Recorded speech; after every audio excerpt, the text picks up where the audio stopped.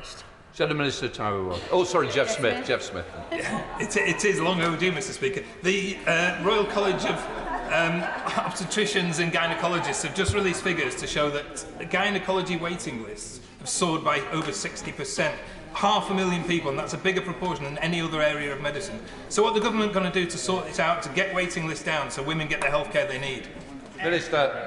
I thank him for his question. It is true that the backlog caused by COVID is having an impact on gynae procedures. The rollout of our community diagnostic centres will help significantly with that, where GPs will be able to refer straight to those, and women will be able to get some of their gynae procedures done in those without having to have secondary care referrals, and we hope that will make an improvement to women. Shadow Minister Taiwo Tabit. Thank you, Mr. Speaker. And just to be clear, the backlog is not just caused by COVID. Figures published by the Royal College of Obstetrics shows that the number of women waiting over 12 months for healthcare in England ballooned from 66 women 2 years ago to 25,000 women today. This includes a constituent of mine who recently wrote to me stating that the earliest available gynaecological appointment offered to her was in October 2023, over a year away from now. So given that the government's long-delayed women's health strategy still doesn't exist, what action will the Minister take now to reduce these unacceptable waiting times? After all, this week's meant to be the government's health week. Well, I think the Honourable Lady has answered her own question. She says that cases have risen in the last 2 years. That is precisely because of the pandemic. And if we were under a Labour government, we'd still be in lockdown. Simon Bell. Number 6, sir. Number 6, who's answering it? Minister. Thank you, Mr. Speaker. We are supporting more women to access traditionally male-dominated fields such as STEM and those that offer the highest wage returns. Our Apprenticeships Diversity Champions Network is championing gender representation amongst employers in industries where improvement is needed, and we are promoting STEM apprenticeships to girls in schools. Simon Fell. Thank you, Mr. Speaker, and I thank my honourable friend for her answer. Providing opportunities for women in STEM is essential, as is showing that there are already women in these roles doing the jobs that they aspire to. If I may, I'd like to praise 2 local businesses who've worked tirelessly on this. BAE Systems in Barrow, responsible for our submarine programme, have increased female participation in their early years programme from 19% to 32% in just 5 years. And Oxley's in Ulverston have a workforce that's 50% female. Clearly there's something going right in this cluster in South Cumbria. With that in mind, could I invite my honourable friend to come and visit? Minister. Thank you, Mr. Speaker. I would be delighted to take up the opportunity to visit the Honourable Member's constituency and hear more about the work that his businesses are doing to enhance the opportunities of young people.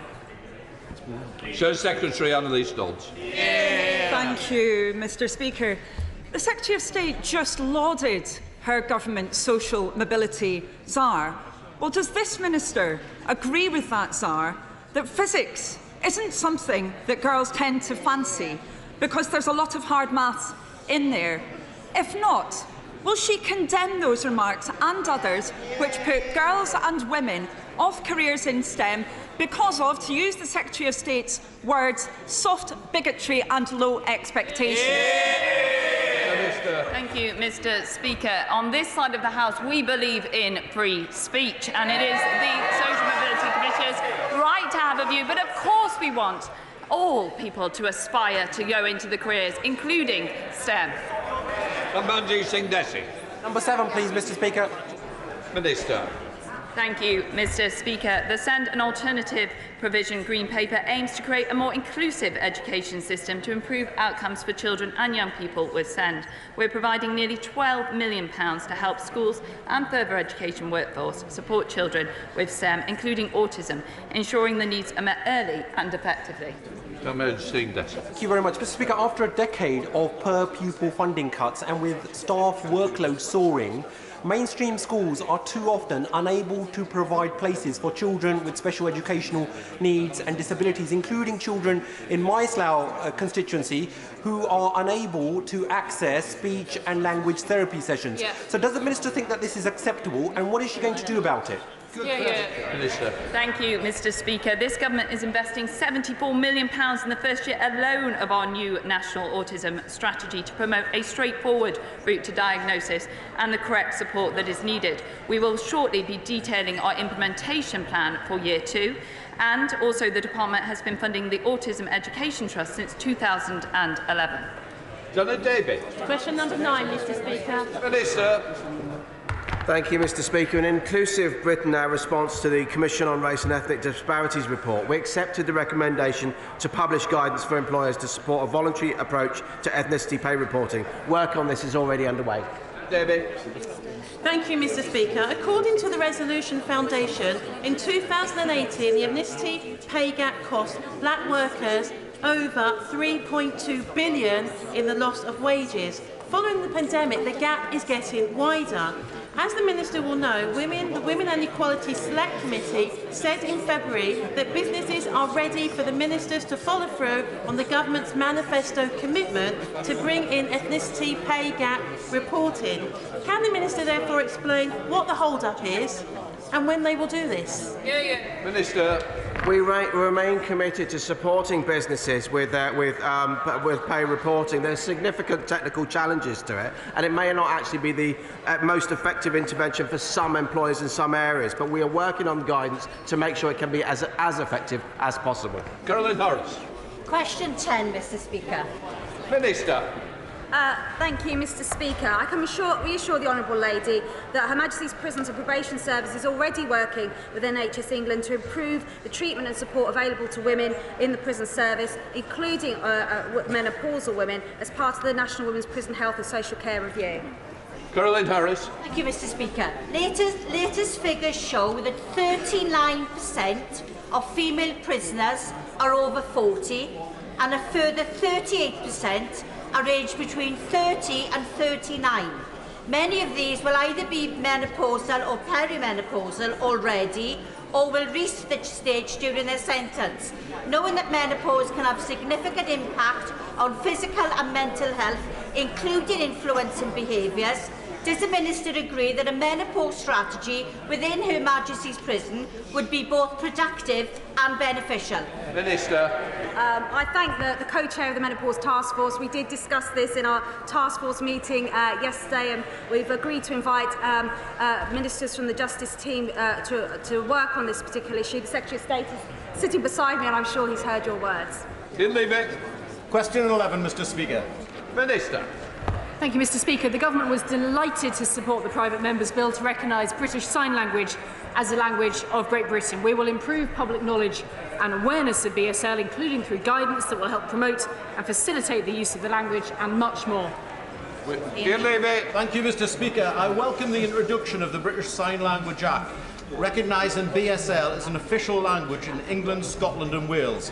However, families in Blythe Valley still feel discriminated against in such areas as free sign language classes and educational opportunities for deaf children in schools. Would my right honourable friend agree with me there is still much more can be done to improve the lives of people in our communities? Minister. Yes, Mr. Speaker. We are passionate about improving opportunities for deaf people who use BSL and to increase general public understanding of deaf people's language and culture. Linguistic exclusion is a problem and can affect education, jobs and more. We now come to the top of the Scott Benson. Question 1, sir. Mr. Speaker, I commend the women's organisations such as Women's Aid, who have come out in recent months to support single-sex services for women who suffered violence and abuse. Service providers know that single-sex spaces are crucial to recovery from abuse and violence for many women and children. The Equality Act recognises this and allows for the restriction of single-sex spaces on the basis of biological sex. The law is clear, it's on their side, and we will defend it. Scott Benson. Thank you, Mr. Speaker. Reducing inequalities is about much more than protected characteristics. Outcomes for education, health and prosperity in Blackpool are among the lowest in the entire country and are particularly poor for men. What steps is my right honourable friend taking to ensure that those who live in Blackpool can enjoy exactly the same life chances as those living in more prosperous areas? Minister. Mr. Speaker, in March, the Secretary of State for Levelling Up Housing and Communities announced that Blackpool would be a transformational regeneration place. This means the government will partner with Blackpool to address social inequalities, improve productivity and deliver coordinated cross-government support for local priorities. And we've already announced measures to support this, including cracking down on rogue landlords and Homes England partnering with Blackpool Council to find exciting new opportunities for regeneration. Mr. Speaker, according to an equalities assessment undertaken by the Foreign and Commonwealth Office, the UK Government was aware that women and girls were more likely to be harmed by cuts to the UK foreign aid budget. The Tories' recent international development strategy lists their new approach as being framed around education, empowerment and ending violence against women and girls. However, does not detail any explicit funding commitments for this. What discussions has the Minister had with her colleagues in FCDO about the impact of the aid cuts to women and girls abroad? Mr. Speaker, I was very clear in my appearance at the International Development Select Committee that we are restoring the budget for women and girls for development, including providing 12 years of education for all girls. Another turn. Last week I held a reception in Parliament to launch the first only female veterans charity in the UK, Saluta. Whilst there are over 1,800 veterans charities, this is the only one run by women for women. Now, we know female veterans have specific needs, so what discussions has my right honourable friend had with the Office of Veterans Affairs to better support female veterans? Well, I congratulate my honourable friend on her championing of female veterans. She's absolutely right that we need to deliver services to female veterans that meet their needs and honour their fantastic contribution to the armed forces. And that's why the Office of Veterans Affairs will commission new research to understand why female veterans need support and the barriers they face. And Jarvis. Thank you. Last year, the MOD pledged to develop a strategy on rape and on serious sexual assault. This was long overdue. So can I ask the Minister what conversations she's having with colleagues in the MOD about the strategy and about the wider treatment of women in our armed forces?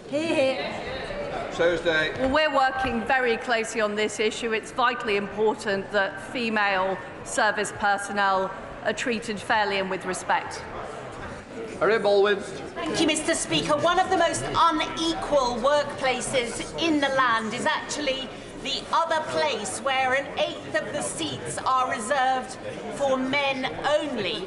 Will the Secretary of State support a rapid change in the law so that hereditary peerages, just like the Crown, go down through the first and oldest child rather than the oldest son? Minister. Mr. Speaker, the Honourable Lady is referring to reform of the succession to the hereditary peerage, which I'm sympathetic to, but it does raise a variety of complex issues. Various approaches have been proposed in both houses to address the issue of male primogeniture for hereditary peerages, but there is not yet a consensus of the way forward. But I'm very happy to work with my honourable friend in looking at this issue. Thank you, Mr. Speaker. This week is Carers Week, and I hope the Minister will agree with me that unpaid carers make an invaluable contribution to our society but are often unseen. So will she commit to making being an unpaid carer a protected characteristic under the Equality Act, as Carers UK have called for? Minister. Mr. Speaker, I'm not able to give that commitment, but I do look forward to joining her and others at the reception this afternoon with Carers UK, because there are very many important issues on how we can support unpaid carers. Ellen Hayes. Thank you, Mr. Speaker. The cost of a full-time nursery place for children under 2 has risen by 16% in the past 5 years. And for the first time in decades, the number of women leaving the workforce has increased.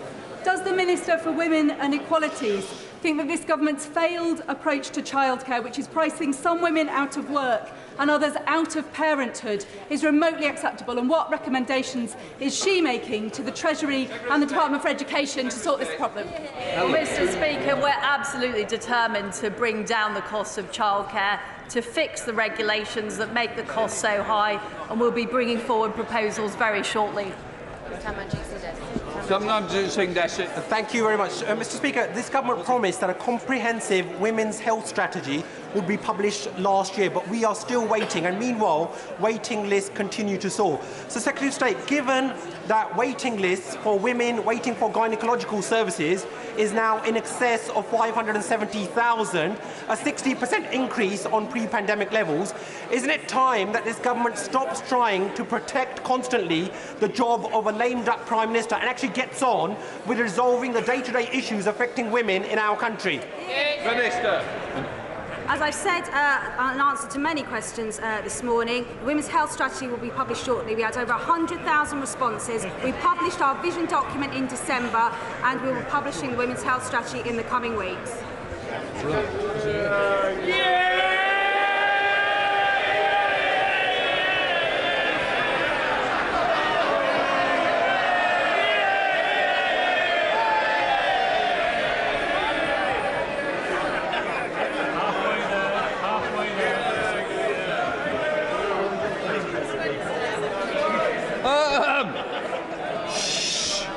Before we come to Prime Minister's questions, I would like to point out that the British Sign Language interpretation of proceedings is available to watch on Parliament Live TV. We now start with questions to Prime Minister. Dame Angela Riedel. Question number 1. Prime Minister. Mr. Speaker, this week is Carers Week, and I'm sure the whole House will want to join me in thanking the millions of carers across the UK for all they do to support their loved ones. We've seen the vital role carers have played in our communities during the pandemic, and we all owe them a debt of gratitude. Through our reforms on adult social care, this government is committed to continuing to support carers. And Mr. Speaker, this morning I had meetings with ministerial colleagues and others. In addition to my duties in this House, I shall have further such meetings later today. Dame Angela Riedel. Thank you very much, Mr. Speaker. May I associate myself with the Prime Minister's remarks about the importance of carers in our country. This week's events, Mr. Speaker, have demonstrated just how loathed this Prime Minister is.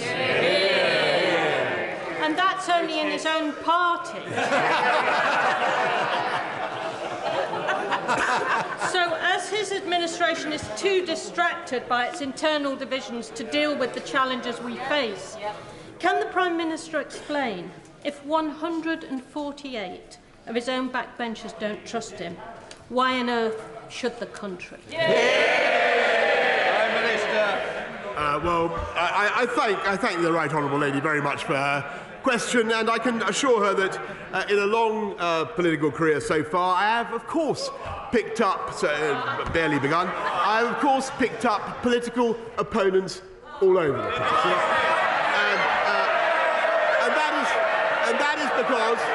And that is because this government has done some very big and very remarkable things which they did not necessarily approve of. And what I want her to know is that absolutely nothing and no one, least of all her, is going to stop us with getting on for delivering Andrew Mitchell. Thank you, Mr. Speaker. The whole House will unite behind the Prime Minister on his determination to hold Ukrainian war criminals to account. But is he aware that there are 5 alleged Rwandan war crimes perpetrators living freely in the UK who have been doing so now for 16 years and have neither been extradited nor put before the British courts under our existing laws? As he prepares to go down to the Commonwealth Heads of Government meeting in Rwanda, will he look carefully at this issue, because it is bound to be raised with him, and will he reassure the House and the Rwandan government he takes these matters extremely seriously, and what has so far been justice massively delayed for 16 years will not be grotesquely denied?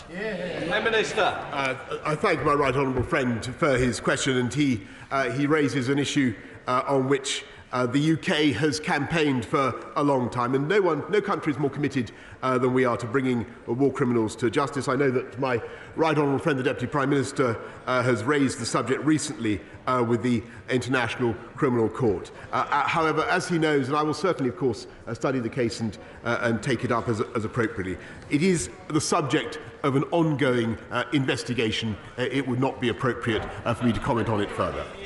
We now come to the Leader of the Opposition, Keir Starmer. Thank you, Mr. Speaker. I couldn't make out whether that introductory noise was cheers or boos.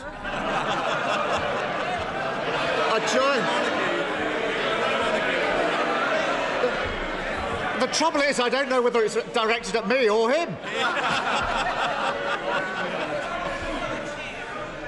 I joined the Prime Minister in his comments about carers. Why did his Culture Secretary, I think hiding along the bench, say that successive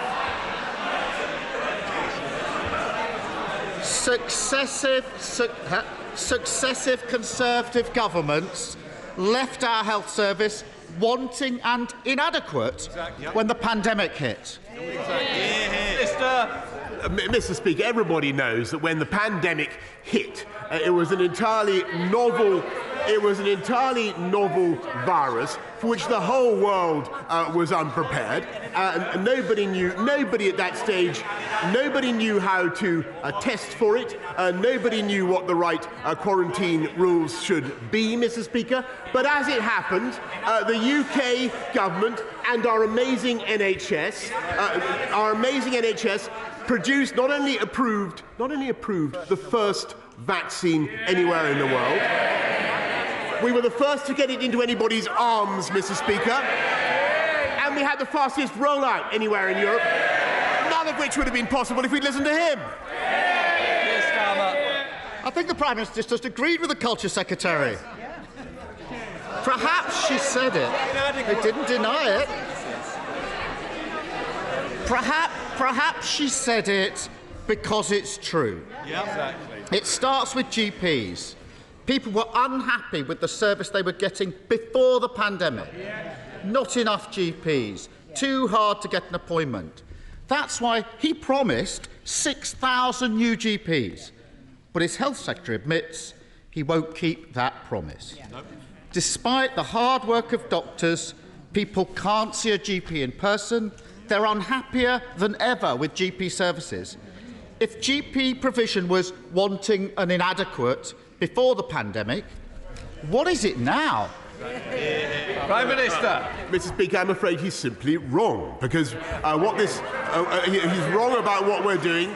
And of course, we've got to clear the COVID backlogs, and everybody understands that. Everybody understands the pressure that the NHS is under. But they are responding magnificently, and I can tell him that thanks to the investments that this government has put in, we now have 4,300 more doctors. We have record numbers. We have record numbers in training, and to the best of my we have 11,800 more nurses this year than last year, Mr. Speaker, and 72,000 in training, and that is because of the investment that we put in, which was opposed by the party opposite. And the only reason we were able to make that investment, Mr. Speaker, is because we have a strong and robust economy, thanks to the decisions we took.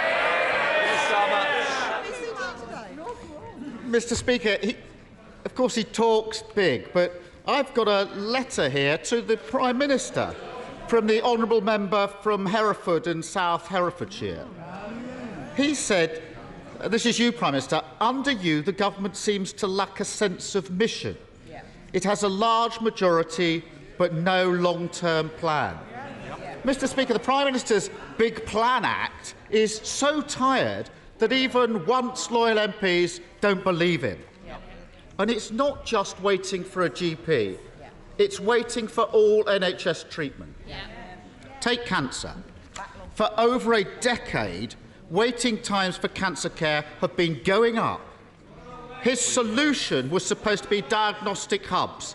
The Health Secretary has been on a victory lap this week. But here's the rub, Prime Minister. Since they were opened last year, 135,000 extra people are now waiting for scans and tests. Can he think of a better way to describe soaring cancer waiting lists than wanting and inadequate? Mr. Speaker, it is entirely right after the pandemic that people are now coming forward to get their cancer tests, and we have actively encouraged that, and that is the right thing for people to do. But as a result of the community diagnostic hubs that we are bringing in, 100 of them across the country, Mr. Speaker, we are able to cut the times for cancer diagnosis, help people to get their scans, their tests faster, and above all, we can do that, Mr. Speaker, because we're hiring more radiographers, we're hiring more nurses, we're hiring more professionals in our NHS because of the investments that we made, which, as I say, the party of Bevan tragically opposed. Mr. Speaker, the problem is the cancer rates have been going up for 10 years, and they're even higher now. So blaming the pandemic just won't wash. Perhaps the Culture Secretary was talking about the state of NHS buildings. Before the pandemic, the NAO said they were a risk to patients. The government's response, paint jobs and fix-ups, pretending that's the same as building new hospitals. The Treasurer and the Cabinet Office apparently don't think that the refurbs are even going to be delivered. Take University Hospital North Tees. The ceiling is falling in, the roof leaks, and staff have to hose down the pipes to stop them freezing over. Failure to fix wanting and inadequate NHS buildings is putting patients at risk, isn't it, Prime Minister? Mr. Speaker, this line of criticism is satirical, coming from a Labour government, attacking our hospital building programme, Mr. Speaker, where they were the authors of the PFI scheme that bankrupted so many hospitals. Mr. Speaker, what we're doing instead is building 48 new hospitals. Yes, we are. Thanks to the biggest capital investment programme in the history of the NHS.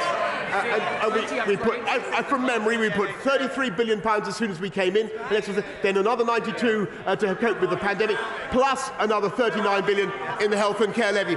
They opposed that funding. They opposed the health and care levy. They don't have a leg to stand on. We're building the foundations of our NHS's, our health services' future, and they should support it. Can I just say to both of you, you need to calm down, and there's two over here as well. The four of you could have a very nice cup of tea if you wish. Keir Starmer.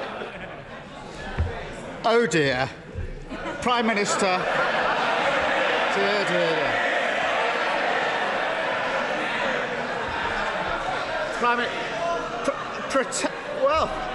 Pretending. Mr. Speaker, pretending no rules were broken. Prime Minister, he chunters on. Pretending no rules were broken didn't work. Pretending the economy is booming didn't work. And pretending to build 40 new hospitals won't work either. They want him to change, but he can't. As always with this Prime Minister, when he's falling short, he just changes the rules and lowers the bar. In March, he proposed changing the NHS contract. He wants to double the length of time patients can be made to wait for surgery, from 1 year to 2 years. On top of that, he scrapped zero tolerance of 12-hour waits at A&E. 24 hours at A&E used to be a TV programme. Now it's his policy. Well, it's Health Week. And he's telling all of them. Order!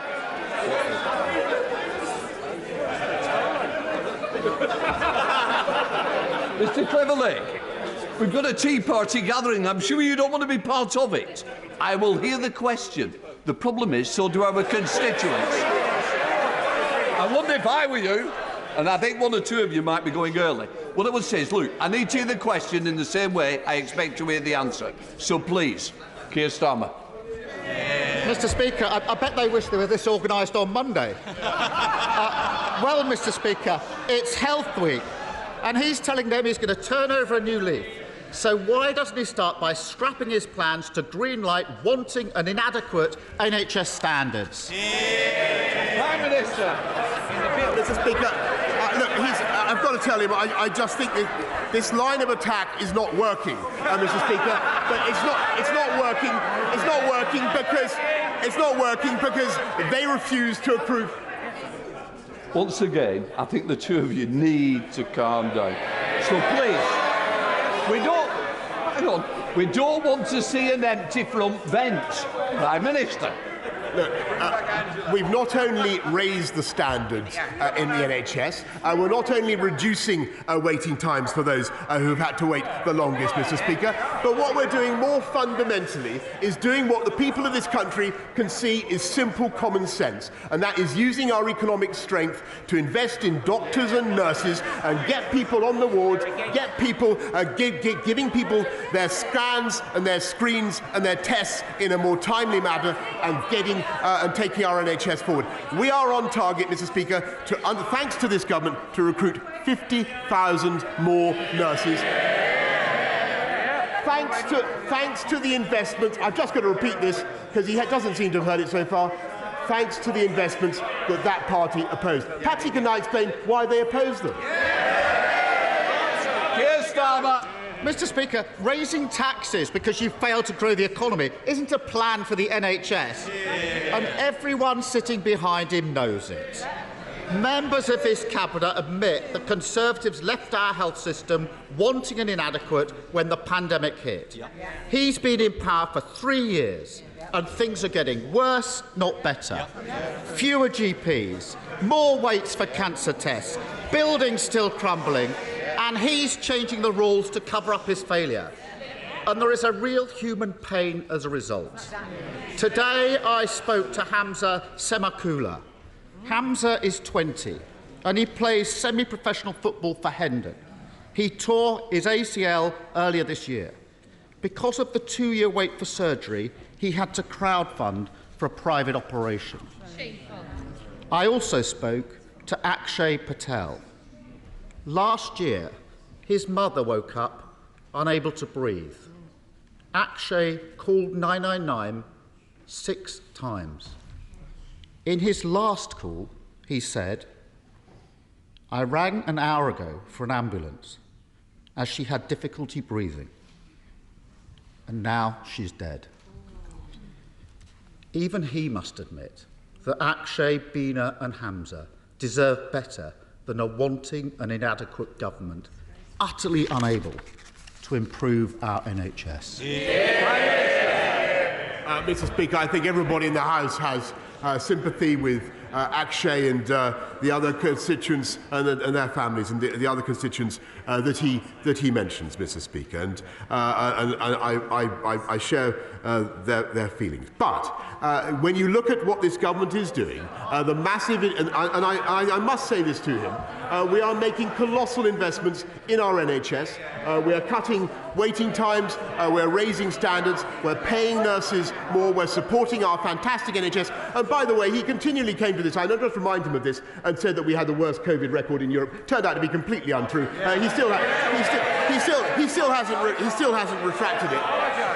We're doing it, Mr. Speaker. We can make those investments because of the strength of the UK economy, because of the fiscal firepower that we have to deploy. We have the lowest unemployment now since 1974, and we are going to continue to grow our economy for the long term. He asked about the mission of this government, Mr. Speaker. It is to unite and level up across our whole country, to unleash the potential of our entire country. The biggest tutoring programme in history for young people, raising literacy and numeracy standards for 11-year-olds from 65% adequacy to our 90%. That is the highest objective I think a government could achieve.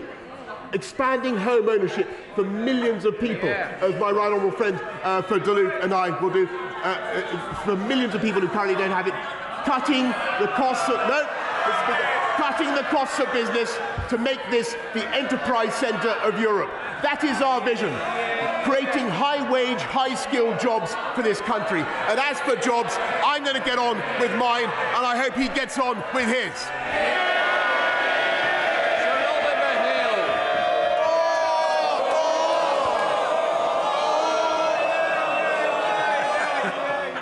But I didn't know you were so popular. Come on. Well, we love all of us. Changing the subject completely, in North East Hertfordshire, we're very concerned about sewage overflows into our precious chalk streams. And this is damaging to the flora and fauna and also restricts the use of these precious streams for leisure. The Environment Bill included some important measures last year, and I welcome the fact that the government has consulted on its reduction plan for storm overflows. But when would we expect to see some meaningful improvements and some real reductions in the amount of sewage going into our rivers? Minister. Yeah, well, I thank you very much, and I share his concern. I can tell him our sewage plan is the biggest investment on this by any government. We've made it clear that the water companies must do more, Mr. Speaker, and actually we already are seeing improvements, but the regulator is ensuring that the water companies do more to deliver on their obligations. We will not hesitate to take further action as needed. We now come to the leader of the SNP, Ian Blackburn. Thank you, Mr. Speaker. And can I associate myself with the remarks of the Prime Minister and the Leader of the Opposition in supporting our carers? Mr. Speaker, week after week, I've called on this Prime Minister to resign. I've been met with a wall of noise from the Tory benches. I thought they were trying to shout me down, but all this time...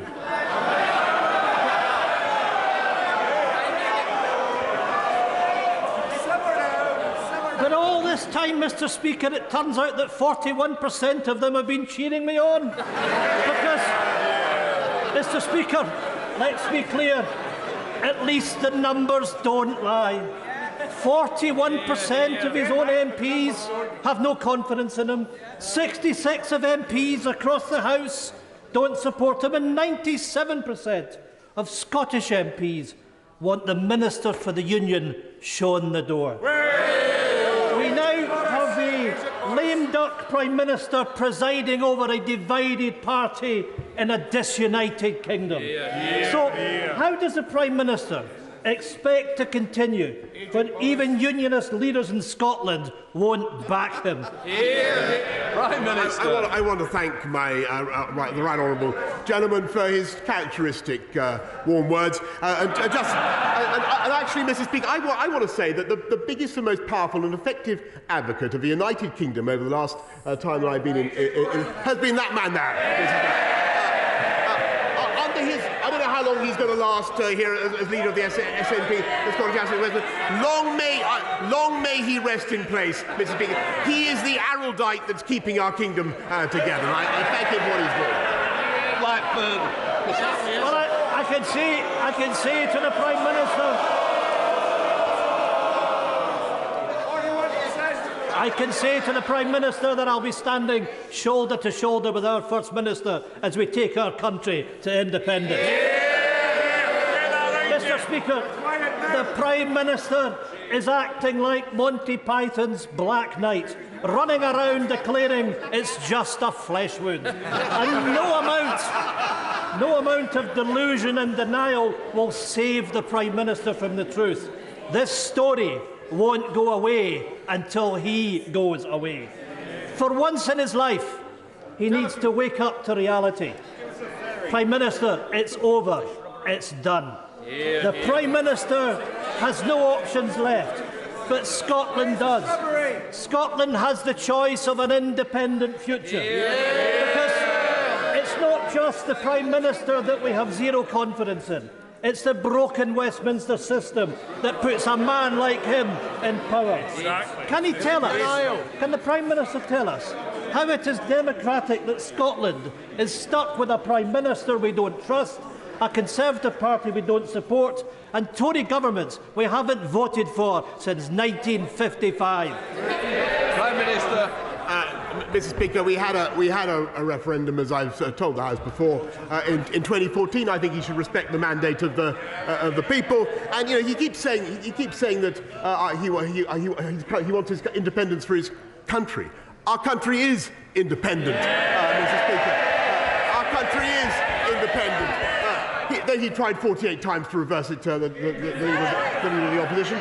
And the only way that independence would ever be reversed is if we had the disaster, Mr. Speaker, of a Labour SNP coalition to take us back into the EU. Esther McVeigh. Thank you, Mr. Speaker. Earlier this week, the Prime Minister said, you cannot spend your way out of inflation, you cannot tax your way into growth, we will cut the cost of government. Here, I completely agree. So can I suggest a strong start that he scraps the inflated white elephant that is HS2, saving the government tens of billions of pounds from a budget that is spiralling out of control? Prime Minister. I thank my right honourable friend.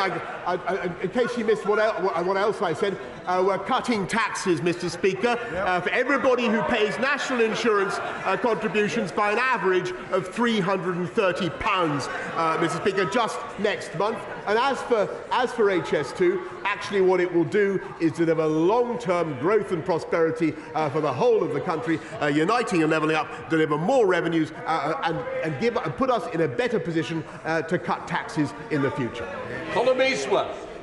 Speaker, today we hear reports that the Prime Minister refused to consult the First Treasury Council on his plans to rip up the protocol. Now, I know this question might be a bit redundant given he might not be around very much longer.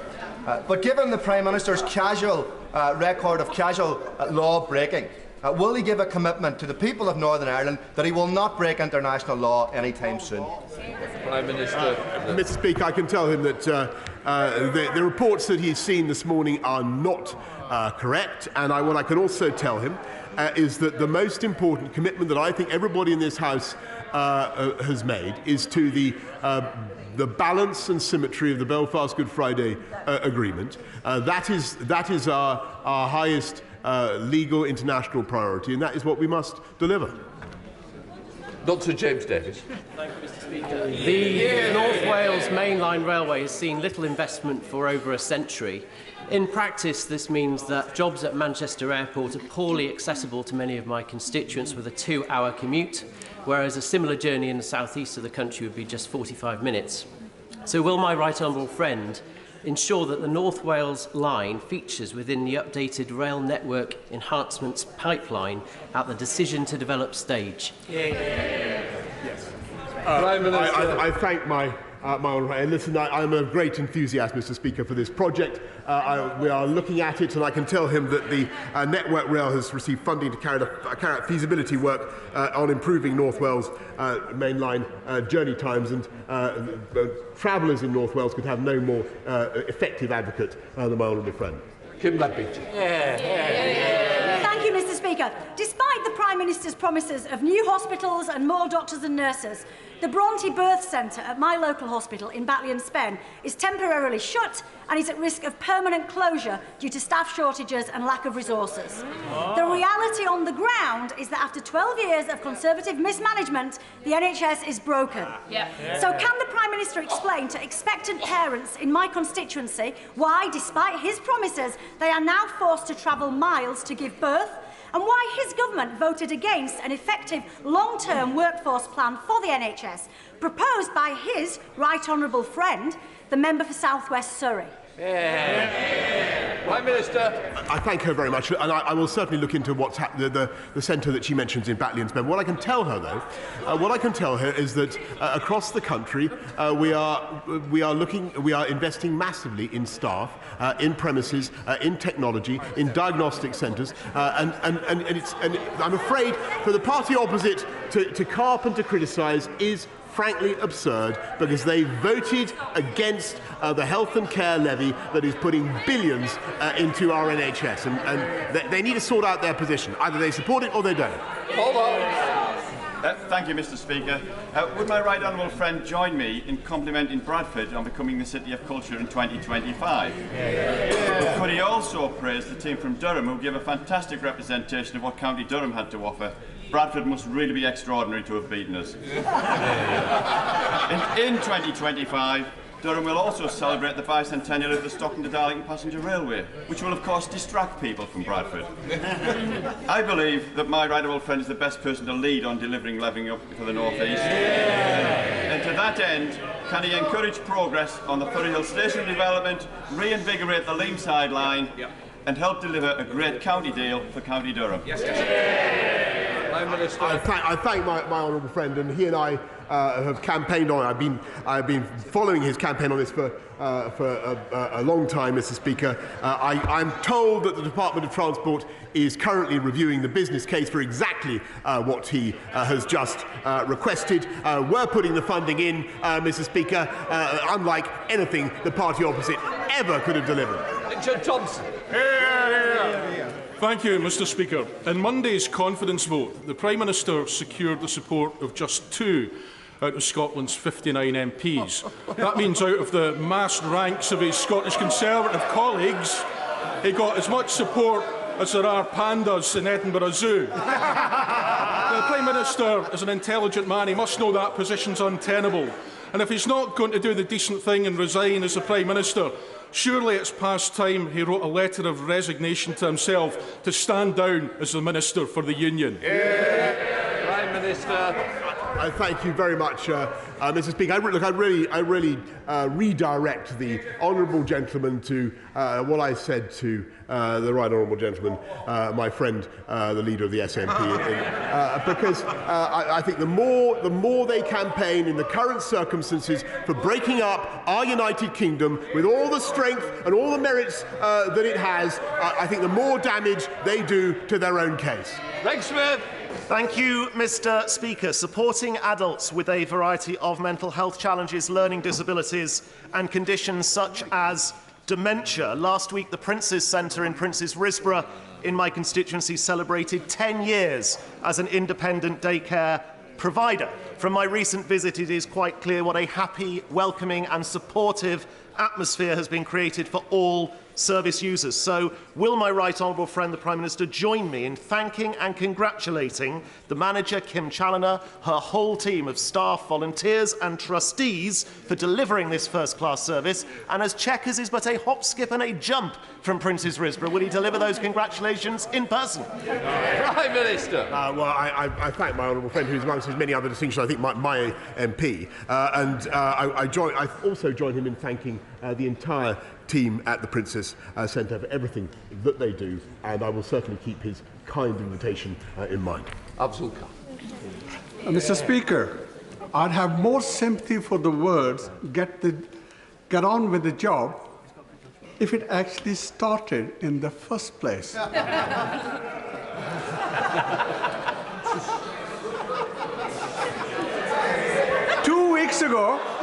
2 weeks ago, the Prime Minister told the House, to the best of my knowledge, everybody is getting their passport within 4 to 6 weeks.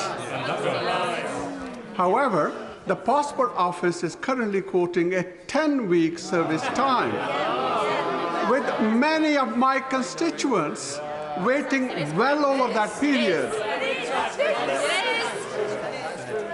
Cancelled summer trips could cost families over £1 billion.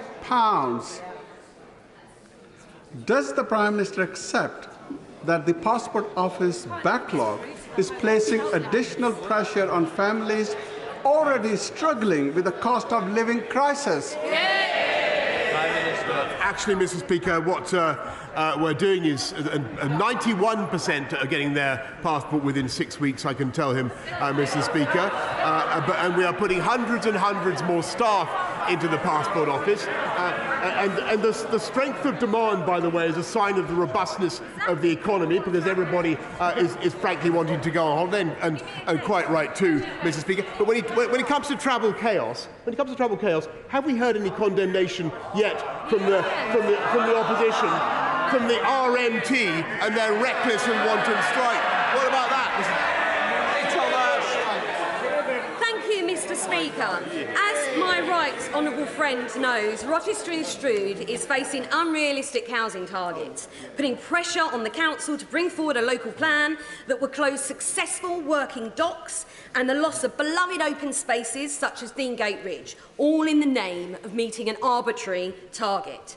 Can my right honourable friend assure my constituents who are facing this level of overdevelopment that there will be greater flexibility on housing numbers so that the council can produce a local plan that delivers the appropriate housing but protects important sites like these? Prime Minister. I thank my honourable friend, and she speaks, I know, for colleagues up and down the country. We want to make sure that councils are able to build in the right place and sensitively to local needs, and that is what we insist on. But I just want to make it one thing absolutely clear. Part of the merit, genius of levelling up, Mr. Speaker, is that it will encourage us to take some of the pressure, some of the heat out of the southeast of England, which has been overburdened for decades, and we can do it. Thank you, Mr. Speaker. My constituent Mark is trying to sponsor 2 sisters from Ukraine to come to the UK. These 2 sisters were housed in dangerous temporary accommodation in Montenegro for several weeks, while the UK Home Office refused to process the application of the youngest sister because she's 13 and travelling without her parents, even though she had her 18-year-old sister with her. The 18-year-old sister is now in London, and the 13-year-old sister has been sent back to her hometown in Ukraine, which is under siege. Can I ask the Prime Minister, can he tell me, hand on heart, does he think sending vulnerable children back to a war zone is the right policy? Prime Minister. Well, Mr. Speaker, of course I understand her indignation about the case that she mentions, and I know that my right honourable friend, the Home Secretary, will be looking into it. But I have to say, I do think the record of this country in processing so far, I think well over 120,000 visas for Ukrainians is very creditable. I thank all the staff who've been involved in that effort. Mr. Speaker, my right friend will remember that in March I asked him about increased research funding for aortic dissection as called for by the Aortic Dissection Charitable Trust. Will the Prime Minister update me on the progress with this? Will he also recognise the immense value of the patient awareness videos that have been produced by TADCT featuring Whispering Bob Harris, survivors, relatives of patients, to help those going through this awful condition for the first time? Prime Minister. Well, I thank my honourable friend for her fantastic work on this, and I know the personal circumstances that give her understanding of this campaign. I can tell her that the National Institute for Health Research is looking at what more we can do to support research on aortic dissection. I know that she's meeting my right honourable friend, the Health Secretary, shortly. Thank you, Mr. Speaker. The Ukrainian Freedom Orchestra and the Kyiv Symphony Orchestra are due to visit the UK this summer to perform at the BBC Proms, the Edinburgh Festival and other venues. But while other European countries are waiving their visas, to get to the UK, the musicians are facing both visa delays and prohibitive visa costs of £18,000 and £10,000 respectively. We should be doing all we can to support these Ukrainian musicians. So will the Prime Minister match our European neighbours and enable these Ukrainian artists to tour to the UK this year by expediting their visa applications and waiving the visa fees? I think she needs to bring the particular case to my right honourable friend. But I can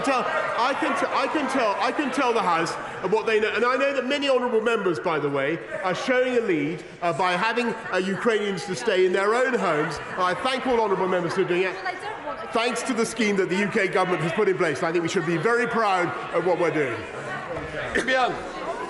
Mr. Speaker, the Prime Minister knows from his visits to Redcar and Cleveland that we enjoy miles of beautiful, uninterrupted coastline. However, since October last year, we've seen thousands of dead and dying crustaceans wash ashore. DEFRA conducted an investigation into this, which led to the theory of algal bloom being the primary cause for these deaths. However, this report does nothing to support the fishermen left devastated by this freak event through no fault of their own. Will the Prime Minister look at how he can support this vital industry to get them back on their feet? Minister.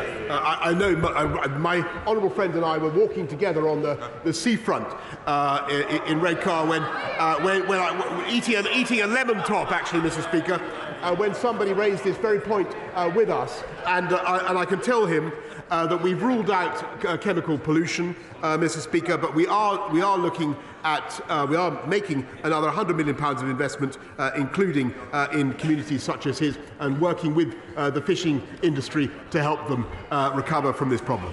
Final question, Kenny McCaskill. The poorest in this country currently pay the highest fuel costs through prepayment meters that have higher standing charges and higher tariffs. Belgium ensures a social tariff for the poorest and most vulnerable.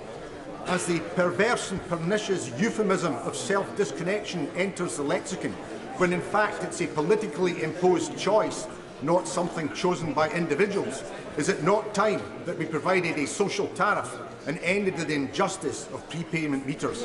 Prime Minister. I thank him, Mr. Speaker, and I can tell him that what we're doing in the immediate, what we're doing right now, is helping 8 million families, 8 million households across the country with £1,200 of support, an extra £300 for pensioners who are in receipt of the cold weather payment, plus £400, Mr. Speaker, for every household in the country. And that is the support that we're giving right now to help people with the cost of energy. And the only reason we can do it, as I've said before to the House, is because of the strength of the economy and because of the brave, tough calls that we got right during the pandemic. Right, that we know. I think the honourable member's been here long enough to know it comes after statements. We don't need to tell him the rules of the House. Right.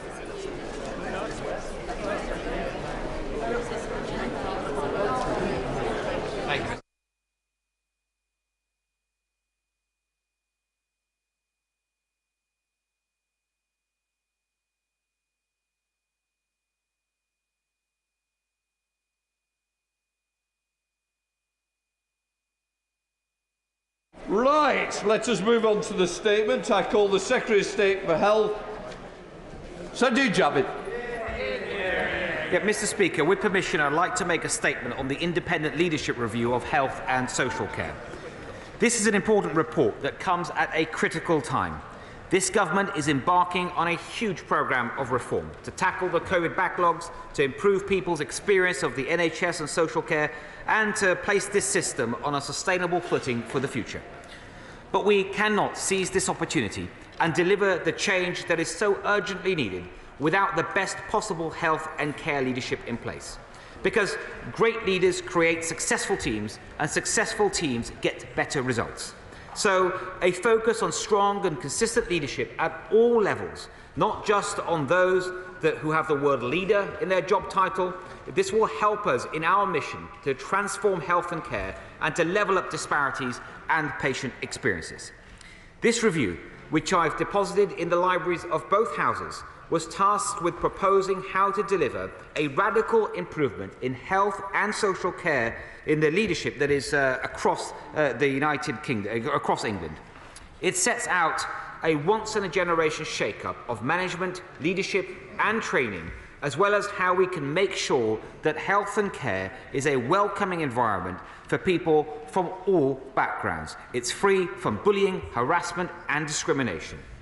So, Mr. Speaker, the review was led by General Sir Gordon Messenger, former Vice Chief of the Defence Staff, and by Dame Linda Pollard, the Chair of Leeds Teaching Hospitals NHS Trust. I'd like to thank them both for taking on this role and for providing their varied experience of leadership along with everyone else in their review team who has contributed to this important review. Before I turn to the recommendations of this review, I'd like to update the House on its findings. The review found that although there are many examples of inspirational leadership within health and social care, from ward to the board, these qualities are not universal. And I quote from the report, I quote, "There has developed over time an institutional inadequacy in the way that leadership and management is trained, developed and valued. As a result, careers in management aren't viewed with the same respect and prestige as clinical careers." The review also found too many reports to ignore, that was quoted in the report, of poor behaviour, and that the acceptance of bad behaviours like discrimination, bullying and responsibility avoidance has become, and I quote again, almost normalised in certain parts of the system. We must only accept the highest possible standards, the highest standards in health and care, where failures in culture and leadership can be making the difference between life or death. So we must do everything we can in our power to share and promote brilliant, innovative management and to act firmly where standards do fall short. This means culture change from the top of the system to the front line, and the review identifies a number of areas where improvement is needed. It makes 7 transformative recommendations, and I'd like to update the House quickly on each of them in turn. First, the review recommends new measures to promote collaborative leadership and to set a unified set of values across health and care. This includes a new national entry-level induction for new joiners to health and care and a new national mid-career programme for managers.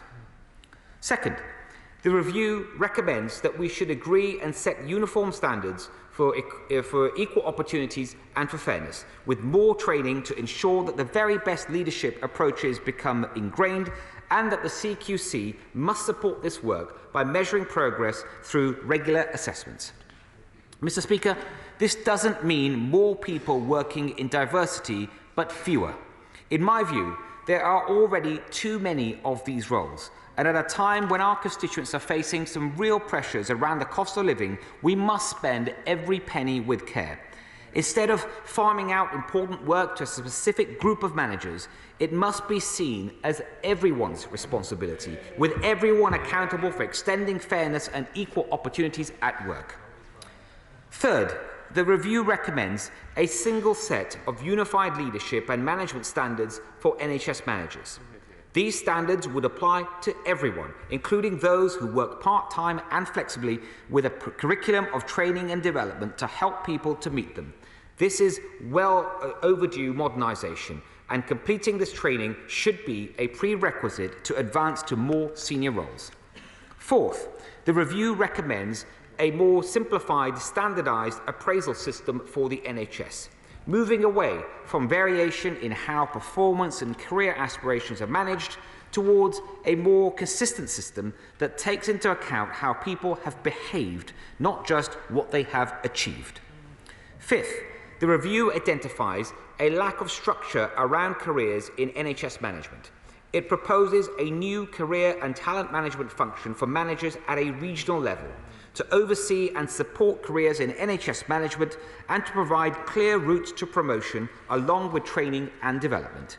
Sixth, the review recommends that the recruitment and development of non-executive directors needs to be given greater priority due to their vital role in providing scrutiny and assurance. It proposes an expanded specialist appointments team in the NHS tasked with encouraging a diverse talent of pipeline talent. And finally, there is currently little or no incentive for leaders and managers to move into the most challenging roles, as the barriers are often seen as simply too high. But I want leaders in the NHS to seek out those roles and not shy away from them. It is essential that we address this and get great leaders into the areas that feel left behind. The review proposes an improved offer with stronger support and incentives to recruit top talent into these positions. Mr. Speaker, these are comprehensive, common-sense recommendations, and we will be accepting them in full.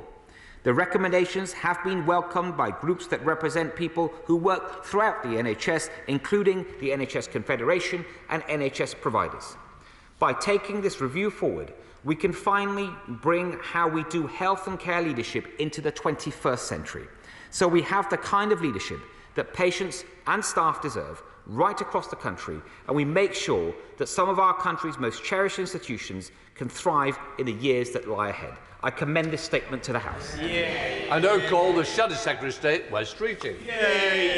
Thank you, Mr. Speaker. Well, the Secretary of State's picked quite the week to talk about standards in leadership.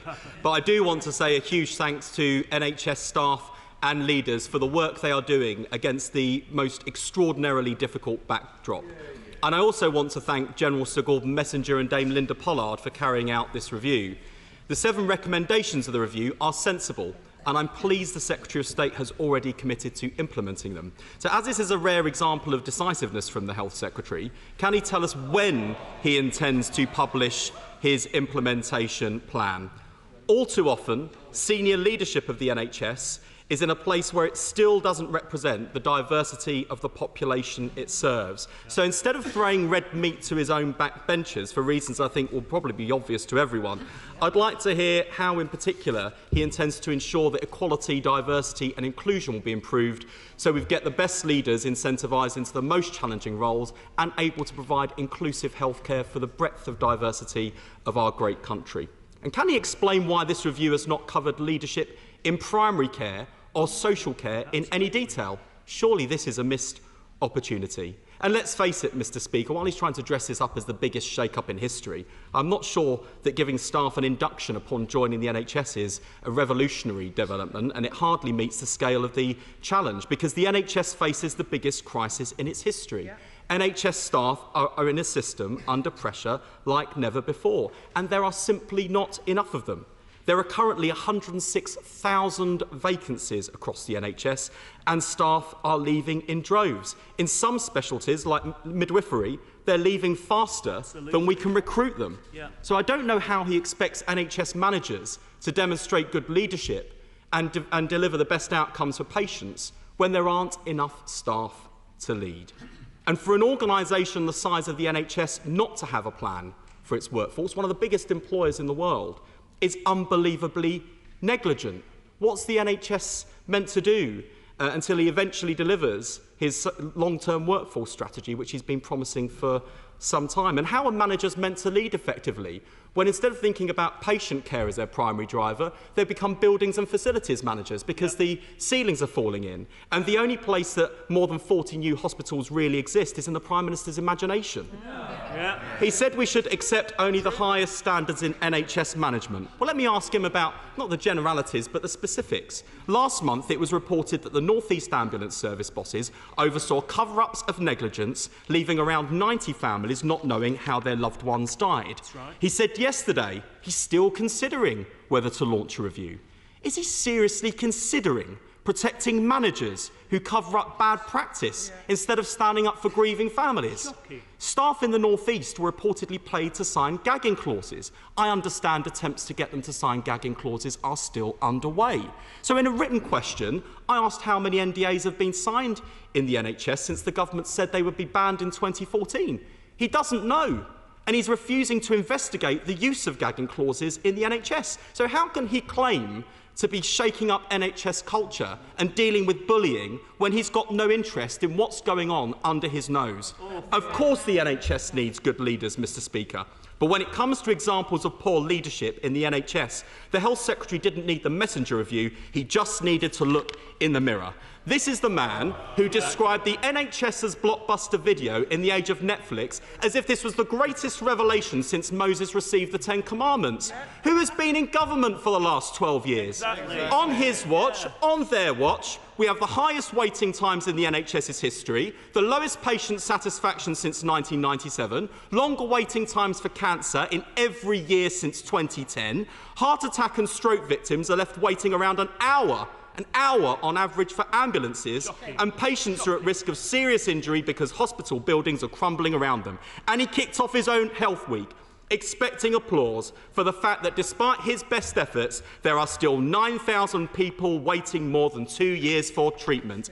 Isn't it the case, Mr. Speaker, that he knows, I know, NHS staff know, and the public know that with this government, NHS staff are lions led by donkeys, wanting and inadequate? Secretary of State.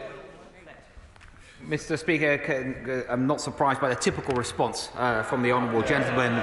You're not really engaging with the real issue, showing once again he's more interested in theatrics than actually the real issues facing our NHS. Mr. Speaker, he started his comments trying to make some kind of joke about the leadership news this week, but we all know that the honourable gentleman is only interested in one leadership review in a political party in this House, and it's not the Conservative Party's leadership review that he's interested in. Now, when we look at the issues as he's raised, Mr. Speaker, he talks, actually rightly, he's talked about the importance of the workforce overall, that we need more doctors and nurses.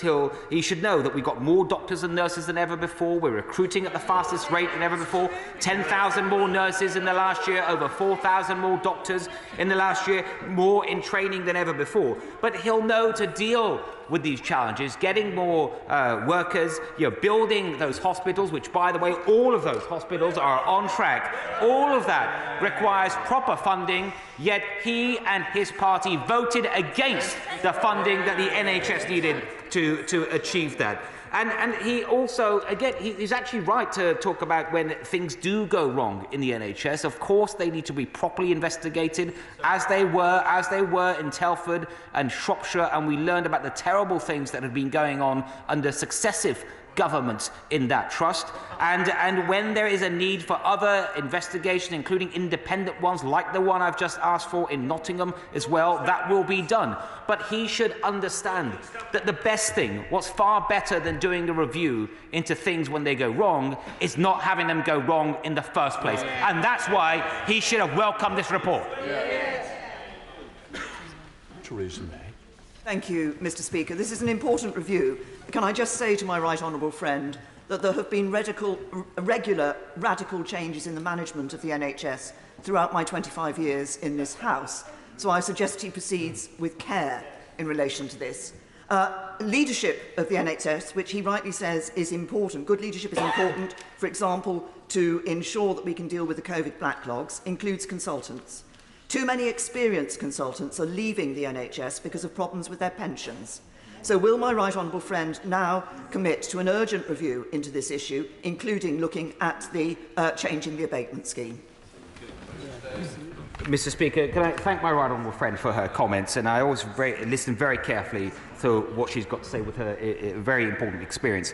On the pension issue, she will know that I believe in the 2020 budget that significant changes were made, especially to the taper rate, where it kicks in from £110,000 to £200,000.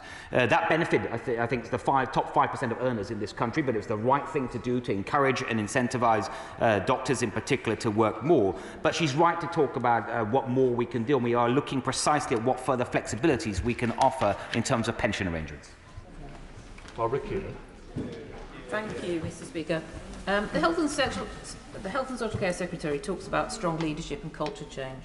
I'd like to point him at his government and his department's dismal record in meeting the pledge to close the inpatient units being used to trap more than 2,000 autistic people and people with learning disabilities, rather than supporting them in their own homes. We have just passed the 11-year anniversary of the scandal at Winterbourne View. Not only has his government failed in its pledge to close down units, which was the original promise made after that scandal, 560 people in inpatient units don't need to be there at all. A quarter of people in units are more than 50 kilometres from their own homes. People are spending longer in units now than they were 7 years ago. More people have been admitted to these units year on year from 2015-16. This is one of the biggest scandals and the worst failures that his government, his department has made. When is he going to act on this scandal? Mr. Speaker, I think the Honourable Lady is right to raise the importance of this issue, and she'll know that my predecessor had asked for a review that was done in this, that we'd accepted the outcome of that review, and it is being implemented. But I hope she will understand that in implementing the outcome of that review, that it's important that we listen to clinical advice from within the NHS and make sure we put the interests of each patient first. Chair of the Select Committee, Jeremy Hunt. Thank you, Mr. Speaker. Can I thank the Health Secretary for this excellent report and also commend Sir Gordon Messenger and Dame Linda Pollard for their work in putting it together. It's got some very important recommendations. People who run hospitals are doing one of the most difficult jobs in Britain today, and anything we can do to give them better support in their careers will help all of us. But does he agree that the elephant in the room is that one of the things that makes their job most difficult is that we have more national targets in the NHS than any other health system anywhere in the world? And that means not only there's a risk of patients turning into numbers, but we remove the autonomy from managers to actually show the leadership that Sir Gordon is advocating in this report. So will he, as he implements the recommendations, agree to look at the role of national targets in the NHS and whether we need to simplify and reduce them? Can I thank my honourable friend for his support of the report. Of course, he speaks with incredible experience. He's right to raise absolutely the importance of targets, and sometimes targets can have unintended consequences. And actually, the report does talk a bit about the importance of that issue. And I can assure him that as we make changes and work with our colleagues in the NHS to make reforms, that we will certainly be taking that into account. Director. Thank you, Mr. Speaker.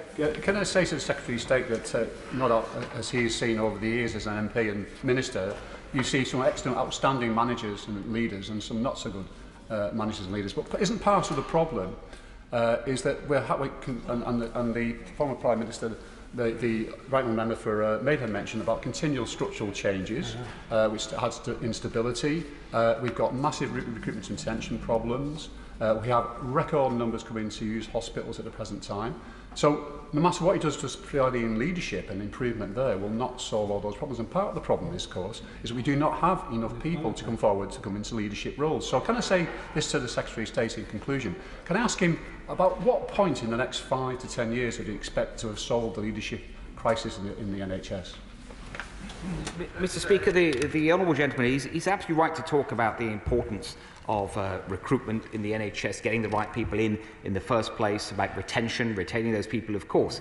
But I hope he will recognise that in doing so, an important part is played by good leadership. This morning, I went to Chelsea and Westminster Hospital. I think it's an outstanding hospital, it's incredibly well run. And I was hearing today there from the leadership team itself about the important role that they play in attracting talent and retaining it. So I hope he does recognise that. Sir Desmond Sway. Why is his departmental leadership advertising for a deputy director delivery for a COVID pass? What's that about? The honourable friend, my honourable friend, in asking that question, I believe the reason that the department is keeps that under review is that although the pass has stopped and there's absolutely no prospect I can say of ever it coming back into place, that it is right that when we wind this down and work on the digital resources, that all things that are necessary are looked at appropriately. Florence Etchelome. Thank you, Mr. Speaker. On Thursday, the 19th of May, Mr. Speaker, myself and a group of South London MPs met with South London nurses from the RNC. Secretary of State, they told us that they're tired. They told us that they're fed up. They told us that they are having to use food banks. They told us that they are seeing their salaries squeezed by the cost of living. They told us that they face bullying, intimidation, abuse at work. These were coming from staff members who work in our hospitals, including St Thomas's Hospital in my constituency, which I know that the Secretary of State has visited on many occasions.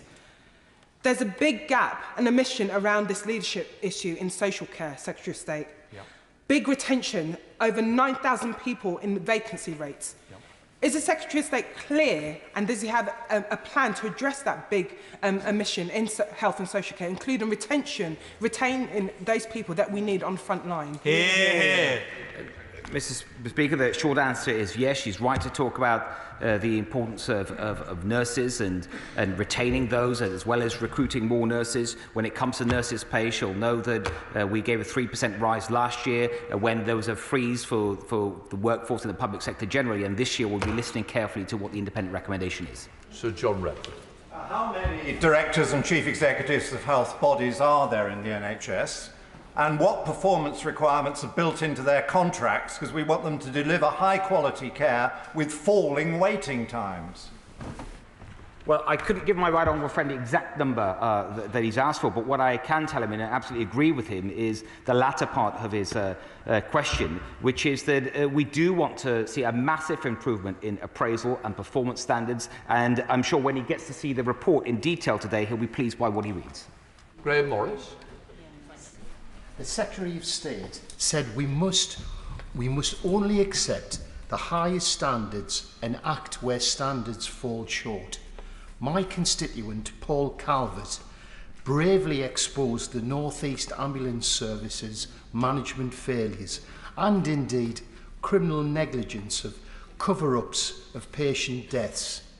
Mr Calvert, who gave me his permission to raise his case, I met with him in person last week, has been bullied, harassed, blackmailed, but he still refused to sign a non-disclosure agreement. They offered him £41,000 on condition of his silence in destroying the evidence he has of wrongdoing. Tomorrow, we anticipate his employment's going to be terminated. Mr Calvert and grieving families want a public inquiry into the North East Ambulance Service. Does the Health Secretary agree? And will he outline how the Messenger Review will protect NHS whistleblowers like my constituent, Mr Calvert? Mr Speaker, I thank the honourable gentleman for bringing that to my attention about the particular case of Mr Calvert. My honourable friend, the Health Minister, has listened to that carefully as well. She is meeting with some of the families that have been affected by that very shortly, and Mr Calvert was someone she would reach out directly to as well. It is right that I'm very concerned about what I've heard about this ambulance service, as the honourable gentleman, as I'm sure the whole House is, and I'm not satisfied with the review that has been done already, and I do think that we need a much broader, powerful review, and I will be having more to say on this very shortly. Mary Robinson. And I welcome this review and thank my right honourable friend for bringing it to this statement to the House. Good leadership is important because good leadership drives the culture within an organisation, and we can see that where there is bullying, harassment, and it is terrible to hear about the member opposite's the description there, but where there is that bullying and harassment in an organisation, it does come down to how the leadership is actually operating and the processes. Whistleblowers within organisations need to know that they can rely on the processes within the organisations. The National Guardians would be one, and the local guardians within the hospitals. But who do they go to as well? I recently brought forward a whistleblowing bill to ensure that people are able to go to another body, that they can't be constricted within their organisation, and that we're able to actually get the benefit from whistleblowers who speak out, expose wrongdoing, and close down these cultures that we have seen, which have been operating within our organisations. I think, Mr Speaker, my honourable friend is absolutely right about the importance of people that are working, whether it's in NHS or care, that they feel that where they see wrongdoing, they see things that really concern them, they have a safe space to report that and to make sure it's properly looked after. She will know that in the recent act that's come before Parliament, that the Health and Social Care Act, that there are new provisions in there, including for the Health, Safety and Investigation Board. But I've listened carefully to what she said and I will certainly consider what more we can do. Sherman. Mr Speaker, the Secretary of State might recall that I've had a long interest in management and good management with the all-party group on management. But is he aware, and this is, can I congratulate him having this review, because this is a complex organisation, the NHS, and the Topol review that was carried out only 2 or 3 years ago shows a world of technology and change almost beyond belief of a human massive organisation. But would he be sure, and I haven't had time to read this report yet, that we actually have the real high-quality training for our managers, because many of the business schools and many of the people in university providing the training aren't training for that kind of environment. So we do need first-rate, high-quality management schools with a health bias. I agree with the honourable gentleman, and I know that he's got a long-standing, valuable interest in this issue, and I appreciate, of course, he hasn't had time to look at the report, but I think when he looks into the recommendations around a modern training plan, he will be pleased by what he reads. Peter. Speaker, I'm sure the most important thing that happened in Westminster this week was yesterday's reception for Harry's pledge. Harry is a young boy who needs a lot of care. Harry's pledge campaigns for the needs of carers and those who are cared for. I'm introducing a private member's bill to give guidance for that. And I wonder if the Secretary of State will look at that bill to see if the government can support it. Because leaders in care need to have the guidance to judge whether they are succeeding. Mr. Speaker, it's a very important issue for my honourable friend. I'd be very happy to meet with him to discuss it further. Right, Bedford. Thank you, Mr. Speaker. NHS staff are exhausted and demoralised, and now we're asking them to go again and deal with growing waiting lists. But we still have a huge vacancy problem within our NHS. So where is the plan to deal with that vacancy? If we're going to improve our NHS going forwards and have anything there for these managers to manage, we need to deal with that problem within the workforce. And, Mr. Speaker, what I can tell the honourable gentleman, that is exactly why I've commissioned a 15-year workforce strategy from the NHS. Luciano. Speaker, and can I thank the Secretary of State for his statement and congratulate him on the work that he has been doing in this really important area. Does he agree with me that for too long there has been a culture of lack of accountability with NHS senior management, and too often a blame culture where things go wrong but they are not transparently acknowledged, and how awful that is for the patients concerned? Can he do everything possible to ensure that we tackle the blame culture, we tackle the lack of accountability to the public, because the NHS is there to serve the public? I agree very much with my honourable friend, and she will know from her own NHS trust, with particularly the maternity problems there, and what we saw recently, the very terrible cases that were set out in the Donna Ockenden report, just where that kind of culture can lead. Of course, there are fantastic examples day in, day out of great culture in the NHS and great leadership, but there are also these poor outcomes, and she's absolutely right that we need to tackle those, and that is exactly what's in this report today. Alex Cunningham. Mr. Speaker, I can't really understand why yet another restructure for the NHS is really the answer to the crisis that we face today. The last one diverted billions of pounds from patient care, and millions of people are suffering as a result. Instead of yet another costly restructure, why doesn't he just get on with building the new hospitals we need, like the one at North Tees in Stockton, and tackle the health inequalities that blight our communities? Mr. Speaker, this is none of those things that the honourable gentleman claims. Sir David. Thank you very much, Mr. Speaker. I warmly welcome my right honourable friend's statement today on this review, and his strong support for inspirational leadership, which I think is a key for our NHS. Would he agree that relevant training and career development are absolutely vital for all staff working in the NHS to allow them to gain career advancement? Yes, I absolutely agree. Thank you, Mr. Speaker. I hope the Secretary of State will agree that what is absolutely key is that managers in the NHS and local authorities can work together effectively. During the pandemic, I give great credit in Sheffield for the leaders in the CCG, the Hospital Trust, Director of Public Health, the social care directors and the City Council have worked really well together to deliver a joined-up service and have kept us as MPs thoroughly involved. As we move on to the slightly wider ICS and ICB, we'll give a commitment that the place-based working that has been so effective in the past will be allowed to continue at local authority level. Mr. Speaker, the place-based working that the Honourable Gentleman talks about is also at the heart of the integration white paper that the government presented recently. Dr. Andrew Morrison.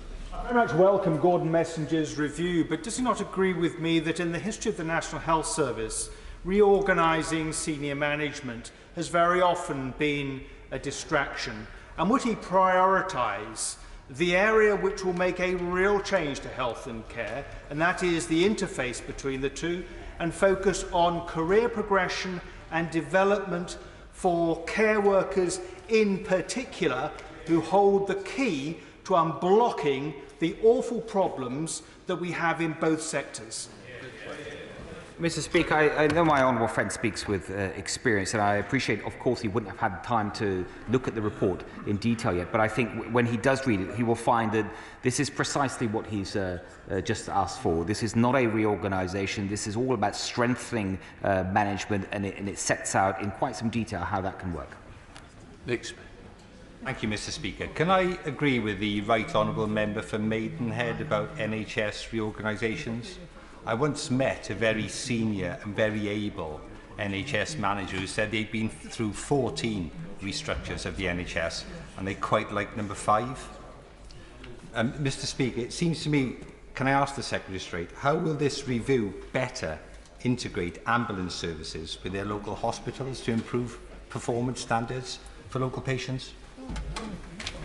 Well, when it comes to ambulance services as an important part of the NHS, this review is just as important because we all want to see good leadership in ambulance services. But if we get better leadership, even better across the board, we'll see better collaboration and coordination. That is something that is very heavily referred to in the report.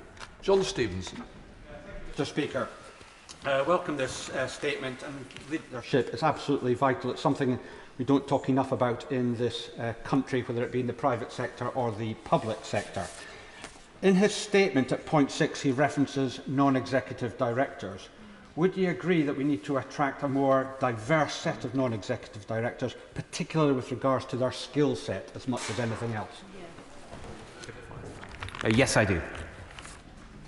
Jim Shannon. Thank you, Mr. Speaker. Can I thank the Secretary of State very much for his statement and for the commitment to quality leadership within the NHS.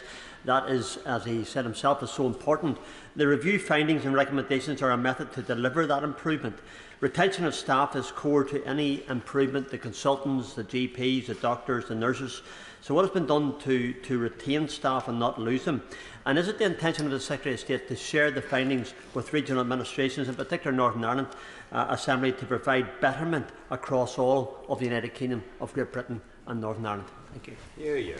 Well, the honourable gentleman will know that the review specifically looked at the NHS and care in England, but I do think there are important lessons here that can be drawn by, for example, the health service in Northern Ireland. On the issue of retaining staff, there are many initiatives the NHS is doing to improve that, but I hope the honourable gentleman would agree with me that one key way to retain staff is to make sure you have good leadership and good managers. James Wilde. Thank you very much, Mr. Speaker. The review underlines how vital leadership is to drive change and improvements in care. And I want to put on record my thanks to the Chief Executive and the Board of the Queen Elizabeth Hospital Trust in King's Lynn, who've taken that hospital out of special measures thanks to the hard work of the staff. But as he knows, to continue to improve care, to retain and recruit staff, there's a pressing need for a new hospital at the QEH. So can I urge my right honourable friend to make an announcement on the new hospitals programme and to back QEH's bid? I've heard my honourable friend very carefully, and he never misses an opportunity, rightly, to make sure that he's made the case for his local hospital. And as I say, I've heard him carefully. I'm happy to meet with him to discuss it. Stephen Hammond. Thank you, Mr. Speaker. Can I thank my right honourable friend for his statement and for the report? Recommendation 4 talks about a standardisation of appraisal. Would he agree with me, therefore, that cutting out variation in performance is key, and therefore will he confirm that the recommendations from Tim Briggs' Girth report will be embedded in that standardisation procedure? Yes, I do agree with my honourable friend, and as he said, that this recommendation, like all of them, is particularly of importance about the consistency, having that standard appraisal system, which remarkably doesn't exist at the moment. But I do very much agree with the emphasis he's put on this. Mr. Graham.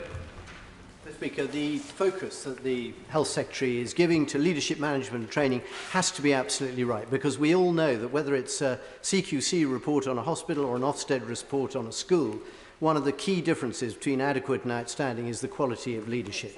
So all credit for focusing on that, and I think all of us would benefit from understanding what are the key characteristics of hospitals whose internal staff surveys show strongly positive morale, because that's often a key leading indicator too.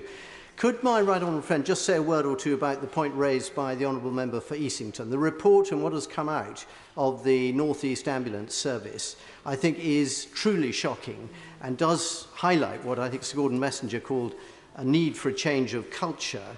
How can we encourage all our NHS trusts to be absolutely open and transparent about what has gone wrong so that we don't have future scandals like this? Mr. Speaker, my honourable friend will see when he's had the opportunity to read the report before. It does rightly talk about the importance of that particular issue, making sure that people within the NHS and care, for that matter, feel comfortable in coming forward when they see wrongdoing, so that we can act much more quickly. So that's why we'll be implementing all these recommendations. As with regard to North East Ambulance Trust, I hope he heard what I said earlier about the need to look at that again very carefully. John Barrow. As a former chair of the All-Party Group on Cancer for 10 years, I very much welcome this review, but I put to him that at least part of the problem when it comes to waiting times and lists is the fact that only around half of all NHS staff are clinically trained.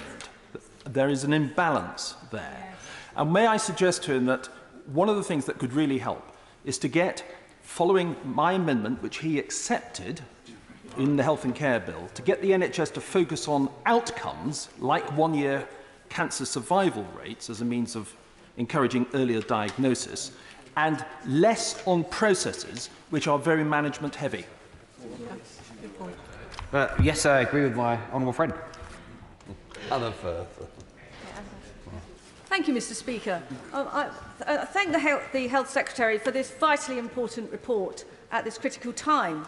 But is the Secretary of State aware of reports circulating in the media that some NHS health information pages appear to have been desexed in their language about conditions affecting women? And is he, like me, very concerned about this, and will he look into it? My honourable friend won't be surprised to learn, I hope, that as the Health Secretary, I think that an individual's biological sex is incredibly important when you're trying to meet their health needs. So I have seen the reports. In fact, I have to tell you, I don't think they're just reports. I think actually, with respect to NHS website on ovarian cancer, I think it is actually the case that it has, as she put it, been desexed. That is not something that I agree with. I think that, of course, issues of gender rather than sex, and I distinguish, should be approached with compassion and sensitivity. But it is right when it comes to healthcare that where you have health issues that only impact people of a particular biological sex, ovarian cancer, prostate cancer, for example, that the health service recognises that. Jerome Bailey. I'm very concerned that the review found evidence of a blame culture and responsibility avoidance. We have to be clear that this culture is not just damaging, but it actually kills patients, because lessons are not learned from mistakes, but actively hidden.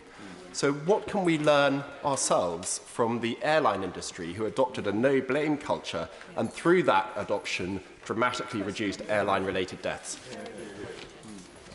Mr. Speaker, it's precisely because of this important point raised by my honourable friend that when we had the recent bill before Parliament, now the Act, thanks to the will of this House, that we accepted the Safe Space Amendment. Duncan Baker. Speaker, I recognise the importance of leadership and reform of the NHS. Can we now show some leadership and reform, but in the area of NHS dentistry? It was the Labour government that wrecked NHS dentistry when they brought the contracts in, which have led to droves and droves of dentists that have left the profession. when we now have up and down the country and in North Norfolk, my constituents, who cannot see an NHS dentist, is it about time that we now reform these rotten contracts that the Labour Party brought in? Yes. I mean, my honourable friend is right. I mean, it is well known how the Labour government, came up with contracts with the British Dental Association that is leading to poor outcomes for millions of people across the country. We've already made some short-term changes. We're in the process right now of making some longer-term strategic changes that will create all the right incentives. A point of order, Nick Smith. Thank you, Mr. Speaker. Mr. Speaker, you'll remember that I recently challenged the Minister with an urgent question about the poor performance of the Passport Office. Now, a constituent who applied for a passport in February is due to travel next week. So, yesterday, after queuing up at Portcullis House, I found out that their extra paperwork has been stuck in the post room at Peterborough for 2 weeks and not taken forward. Now, Mr. Speaker, in recent weeks, I've tabled 10 or so written parliamentary questions seeking clarification on the size of the Passport Office backlog, the extra income received by the department after constituents had to apply for fast-track applications, and how soon the current 10-week turnaround for applications can be brought back down to the normal 3 weeks.